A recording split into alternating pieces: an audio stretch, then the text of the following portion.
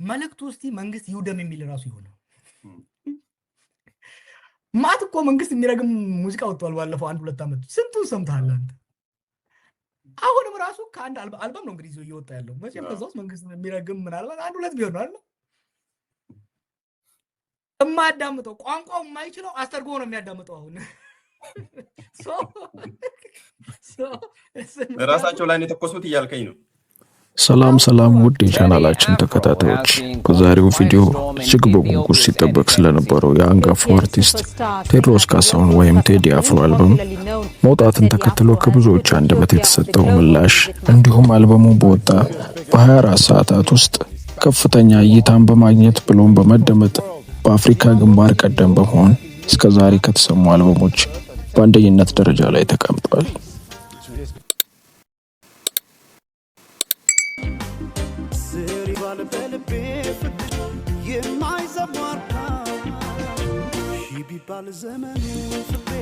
ለቻናላችን አዲስ የሆናችሁ ቻናላችንን ሰብስክራይብ እንዲሁም ቪዲዮን ላይክ በማድረግ እንድትጀምሩ ስል ጠይቃለሁ። እንግዲህ ከትላንትና በስቲያ በቀን 8ኛ ወር 2018 የተለቀቀው የአንጋፋውና ዝነኛው አርቲስት ቴዎድሮስ ካሳሁን ወይንም ቴዲ አፍሮ አልበም ከመለቀቁ ጋር በተያያዘ የተለያዩ ሀሳቦች፣ ትችቶች፣ አድናቆቶች በየማህበራዊ ሚዲያው እየተሰራጨ ይገኛል። ከዚህም ጋር በተያያዘ የተለያዩ የፖለቲካ ፓርቲዎች፣ ግለሰቡ እንዲሁም የሚዲያ ብዙሃኖች እንግዲህ የግል ሀሳብና አስተያየቶቻቸውን በየማህበራዊ ሚዲያዎች ገልጸዋል።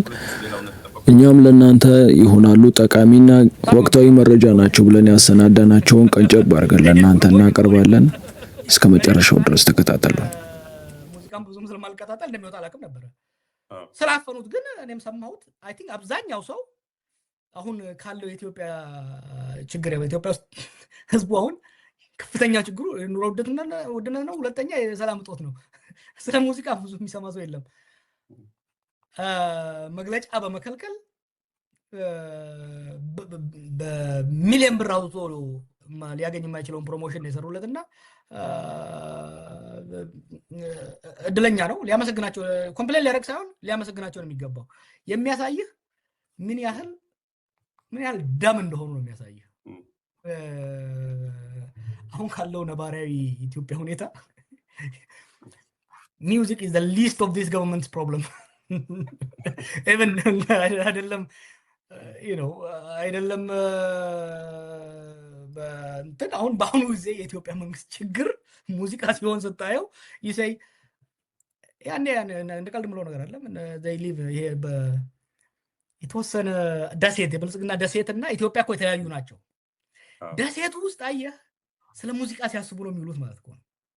ደሴቱ ውስጥ ስለ አሪፍ መኪና፣ ስለ ቆንጂዬ ይሄ ብልጭልጭ ስለሚሰሩት ነገር ነው። ለነገሩ እኮ አብይ የሰጠው ኢንተርቪው አለ ዛሬ 2-3 ሳምንት ስለ ኢትዮጵያ ማለት አዲስ አበባ ነች። አዲስ አበባ ሲል እኮ ደሴቷ ብቻ ነች። ለደሴቷ የቴዲ ዘፈን አሳሳቢ ነው፣ ለኢትዮጵያ ህዝብ ግን ምንም አሳሳቢ አይደለም። ሶ ሚውዚክ is the least of their problem።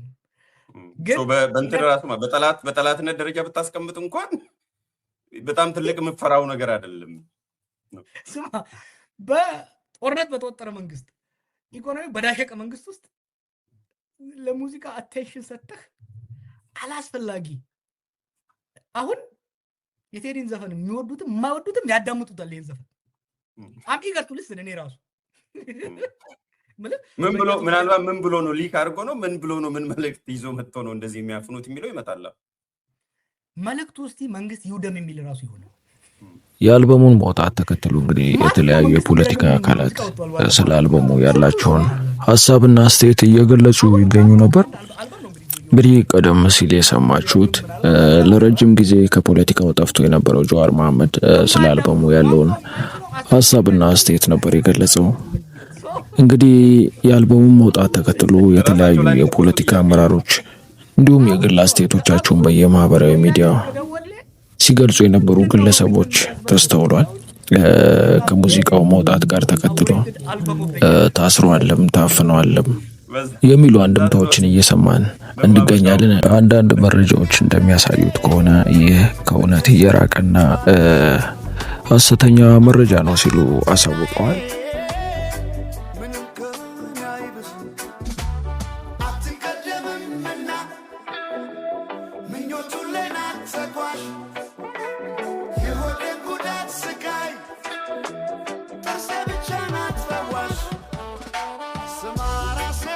ፕላንት የወጣው አልበም የዩቲዩብን ግሎባል ቻርት ወሮታል። ይህን ኮርብ የተባለ አናሊቲክስ ዳታ ሳይት ላይ እንደምትመለከቱት የቴዲ አፍሮ አልበም በዓለም አቀፍ ደረጃ በ24 ሰዓት ውስጥ በብዛት የታዩ ቪዲዮዎች ዝርዝር ውስጥ 5ኛ ደረጃ ላይ ተቀምጧል። ዳስጣል የተሰኘው ዘፈኑ ብቻ 24 ሰዓት ሳይሞላው ከ3.7 ሚሊዮን በላይ እይታን አግኝቷል። ይሄ ለምን ይገርማል ካላችሁ ቴዲ አፍሮ በዝርዝሩ ላይ እንደ ጀስቲን ቤበር እና ቢቲኤስ ያሉ የዓለም ታላላቅ ኮከቦችን በልጦ ነው የተቀመጠው። በአንድ አልበም ውስጥ ከ3 በላይ ዘፈኖች በዓለም አቀፍ ምርጥ 20 ውስጥ ማስገባት እጅግ ከባድ ቢሆንም ነገር ግን የኢትዮጵያ ህዝብ ለቴዲ ያለውን ፍቅር በተግባር አስመስክሯል። ለዳስጣል ብቻ ከ211,000 በላይ ላይክ እና ከ32,000 በላይ ኮሜንት 24 ሰዓት ሳይሞላው ብቻ በአሁን በኢትዮጵያ ሰዓት አቆጣጠር ከንጋቱ 11 ሰዓት ነው ብሎ ነው የሚያበቃው ቴዲ አፍሮ። ይህን የሚለው በንግግር ነው። ይህ በጣም ጥልቅ የሆነ ነው። ምን ብለን እንተርጉመው?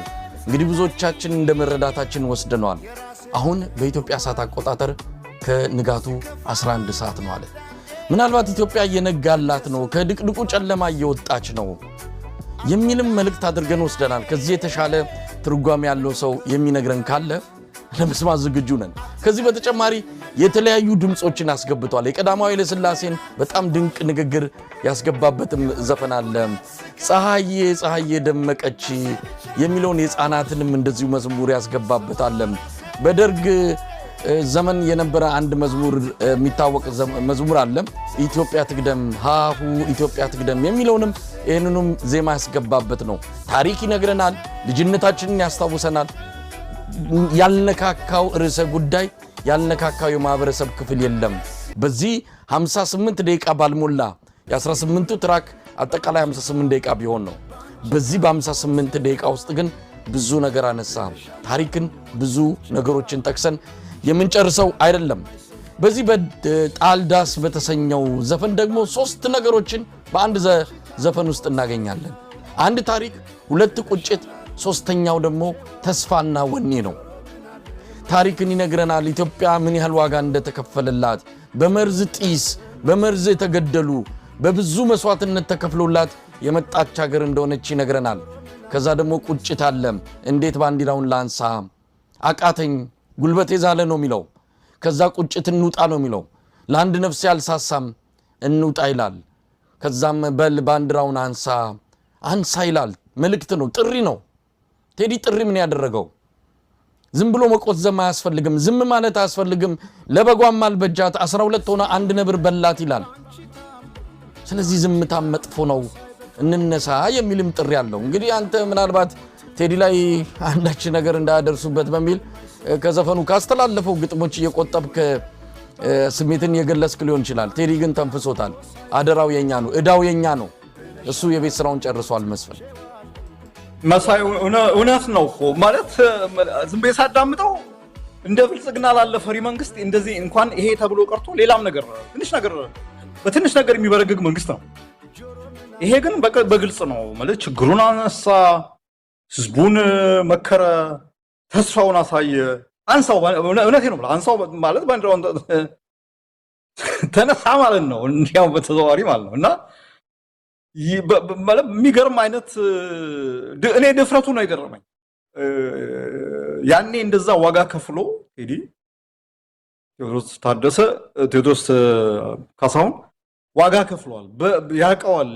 ከፖለቲካው መተንኮት ፖለቲካውን መንካት ዋጋ እንደሚያስከፍል ያውቀዋል።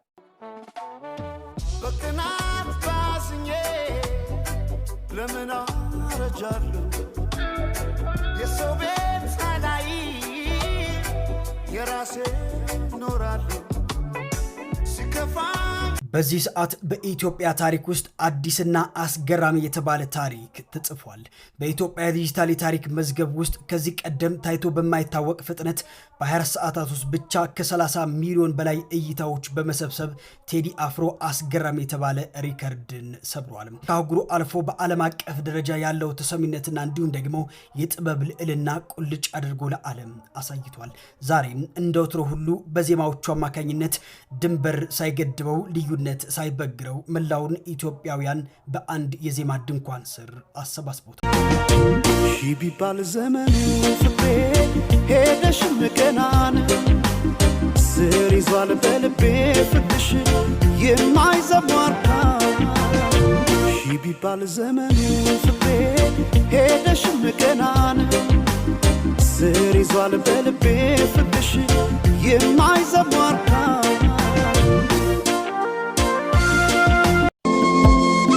ሰማይ ዳመነ አጉረመረመ ሊጥል ነው መሰለ ዝናብ ደርቤ አይሞቀኝ ብከ ኤሮኮና ሲጋኮተዳ ኦኤ ያቲ ማተኔ ሴራንገ ካራ ኦኤ ያቲ ማተኔ አሜቶ ካራስ ኦኤ ያቲ ማተኔ ሳረኮ ሳራ ኦኤ ያቲ ማተኔ ላጌታኔስ ስለ ሙዚቃው ያላችሁን ሐሳብና አስተያየት እንዴት አገኛችሁት? እናንተ ውድ ተከታታዮች ሙዚቃውን በማዳመጥ የግል ሐሳብና አስተያየቶቻችሁን በኮሜንት ሴክሽን ላይ አስቀምጡልኝ። ለዛሬው የነበረን ቪዲዮ ይህን ይመስላል። በሌላ ወቅታዊና አዳዲስ መረጃዎች እስክንገናኝ ቻናላችንን ሰብስክራይብ በማድረግ አዳዲስና ወቅታዊ መረጃዎች እንዲደርሳችሁ ማድረግ ትችላላችሁ። መልካም ጊዜ።